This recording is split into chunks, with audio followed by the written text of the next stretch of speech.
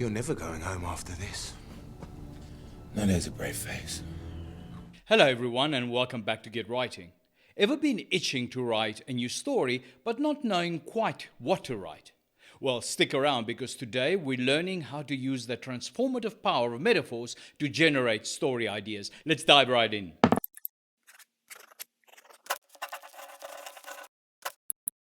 Coming up with a dramatic premise, being able to state a story in a few lines, provides us with a launchpad for writing a new screenplay or novel. Take the idea behind a film like Deadpool, based on the Marvel comic book character. A rogue scientist experiments on a mercenary, Wade Wilson, hoping to cure him of cancer by giving him healing powers. But when the procedure leaves Wade disfigured, he decides to exact revenge. Short, if not sweet, but very successful.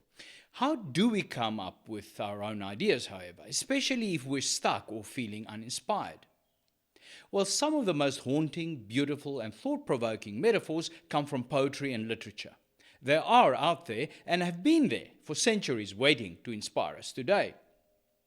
Memorable lines, metaphors, and imagery can act as spurs to our imagination, helping us to come up with a premise that is both catchy and rooted in powerful traditions. All it takes is a few words to open up entire worlds of inspiration. Today, I'll be sharing 5 memorable lines from the vast repository of great poetry and literature, each being a trigger for a storyline in different genres. Let's see how these timeless images can breathe life into our story ideas. Thou wast not born for death, immortal bird. In this line, Keats personifies the nightingale as an immortal being, a creature beyond death, untouched by human suffering.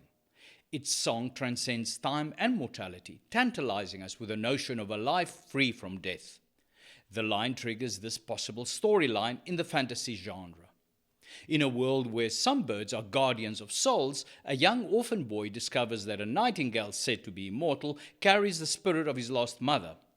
In order to communicate with her, the boy embarks on a dangerous journey across hostile, fantastical terrain to find and protect the bird from those who wish to study its powers in a laboratory to achieve immortality. Here is a personification from Emily Dickinson's Hope is the Thing with Feathers. Hope is the thing with feathers that perches in the soul. Dickinson personifies hope as a living creature by suggesting it is a bird that perches within us. It is delicate yet resilient, a guardian helping us to soar above life's storms. This might trigger a post-apocalyptic fantasy premise such as, in a world destroyed by endless winters, survivors cling to a mysterious myth, a rare bird that, if found, promises to end all of their suffering. A wanderer with ulterior motives discovers a clue to its whereabouts and joins forces with an idealistic young girl to find it, both seeking salvation, but each for different reasons. I have measured out my life with coffee spoons. T.S. Eliot captures the monotony and triviality of a life lived in routine, with days measured in small, repetitive actions. It's a metaphor for the lives that feel all too controlled, all too predictable.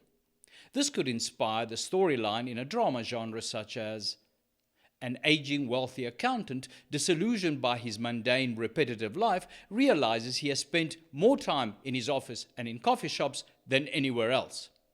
When a young, unconventional artist befriends him, he abandons his monotonous, soul-crushing lifestyle and sets out to visit the world's greatest art galleries with a young artist, discovering a hidden side of himself and a life he never dared to imagine was possible.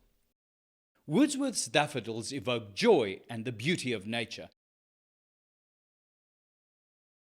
This image captures the simplicity and wonder of nature's music, if only we would listen, an eternal invitation to find joy and peace. Here's a possible dramatic premise in the romance genre. A grief-stricken botanist retreats to a remote mountain log cabin to document endangered butterflies. When a mysterious free-spirited traveler arrives, claiming to be searching for a rumored species of flower thought to be extinct, but with miraculous healing powers, it leads to a shared quest and an unexpected friendship, perhaps even love, as they uncover clues that the flower's medicinal properties might indeed be real. Life's but a walking shadow, a poor player that struts and frets his hour upon the stage and then is heard no more. This metaphor for Macbeth conveys life's fleeting, often tragic nature, presenting human existence as a mere stage performance ending in silence. The metaphor is existential and bleak, but still manages to convey the urgent request to make the most of the time we have left. This might inspire a storyline in the science fiction thriller genre. In a future where people's consciousness is uploaded to an AI-driven simulation after death, a jaded investigator begins to question reality when he encounters a glitch in the system in the form of a consciousness which defies the rules.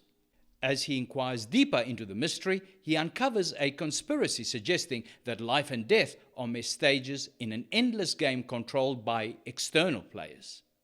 So there you have it, 5 bits of inspiration from some of the greatest writers and poets in history. Lines that spark the creation of stories in different genres. The takeaway is that figures of speech, like metaphors, let us see the world through a different lens, allowing new stories to unfold. Sometimes all it takes is a single evocative line to ignite a universe of narrative possibilities. Me and you are headed to fix this butterface. What? You stupid fucking idiot. Did you really think there was a cure? Well, that's it for now. If you enjoyed this episode, hit the like, subscribe, and notification buttons and leave a comment to share your thoughts. Until next time, stay well, keep writing, and I'll see you soon.